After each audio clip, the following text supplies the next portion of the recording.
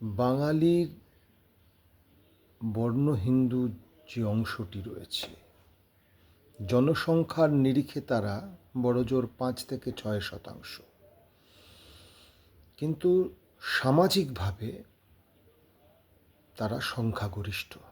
কীরকম? সমস্ত ক্ষেত্রে, যে কোনো ক্ষেত্রে, প্রশাসন, রাজনীতি,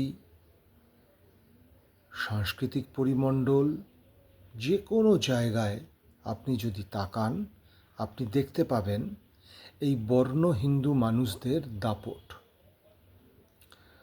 তাদের মধ্যে একটা অদ্ভুত মানসিকতা কাজ করে। মুসলমানরা অপর, আপন নয়। সেই সঙ্গে বর্ণ হিন্দু নয় এমন হিন্দুরাও তাদের কাছে অপর, অর্থাৎ প্রান্তিক মানুষ, সংখ্যালঘু মানুষ, খেটে খাওয়া মানুষ, সামাজিকভাবে পিছিয়ে থাকা মানুষ তাদের কাছে ঠিক মনুষ্য পদবাচ্য নয়। এই যে ভাবনার মানুষ যারা রয়েছেন, যারা মনে করেন শিক্ষিত বর্ণ হিন্দু ছাড়া উচ্চশিক্ষায় যারা যান তারা মেধা দিয়ে যান না, তারা কোটায় পান। এরা দেখবেন কোটা বিরোধী, সংরক্ষণ বিরোধী। এরা গরিব মানুষের বিরুদ্ধে অসম্ভব ঘৃণা পোষণ করেন। মুসলমানদের ক্ষেত্রে তো করেনি, এমনকি নিম্নবর্গের, নিম্নবর্ণের যে হিন্দু বিপুল সমাজ রয়েছে তাদের প্রতিও এদের বিরাট অবজ্ঞা।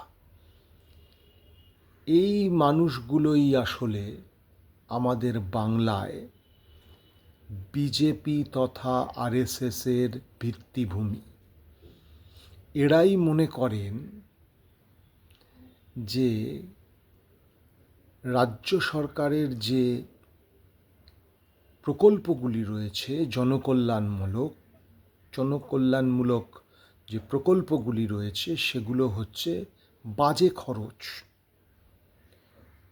কিন্তু তাদের ডিএ উচ্চমাত্রায়, এমনকি ইউনিয়ন সরকারের মাত্রায় কেন নেই, তার জন্য তারা প্রবল বিক্ষোভ প্রকাশ করেন প্রতি মুহূর্তে।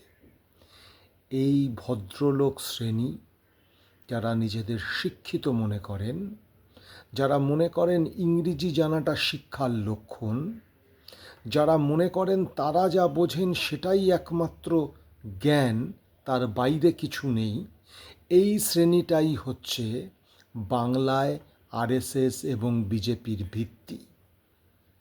এদের সরাসরি আজকে আক্রমণ করার, রাজনৈতিকভাবে, তাত্ত্বিকভাবে এদের আক্রমণ করার সময় এসেছে। সামাজিকভাবে এরা প্রভু। এই প্রভুবৃত্ত থেকে তাদের ধাক্কা মেরে সরিয়ে দেওয়ার জন্য একটা রাজনৈতিক প্রকল্পের প্রয়োজন। সেই রাজনৈতিক প্রকল্পটা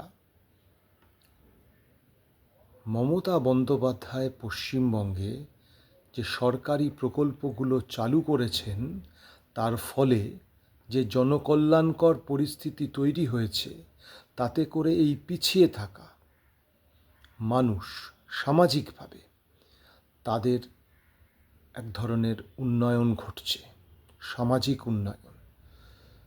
আজ থেকে 50 বছর আগে, 30 বছর আগে, 40 বছর আগে যত মুসলমান ছেলে মেয়েরা বা নিম্নবর্ণের হিন্দু ঘরের ছেলে মেয়েরা যত পড়াশোনা করতেন, পড়াশোনার সুযোগ পেতেন, উচ্চশিক্ষা লাভের যে সুযোগ পেতেন, আজকে তার থেকে অনেক বেশি পান।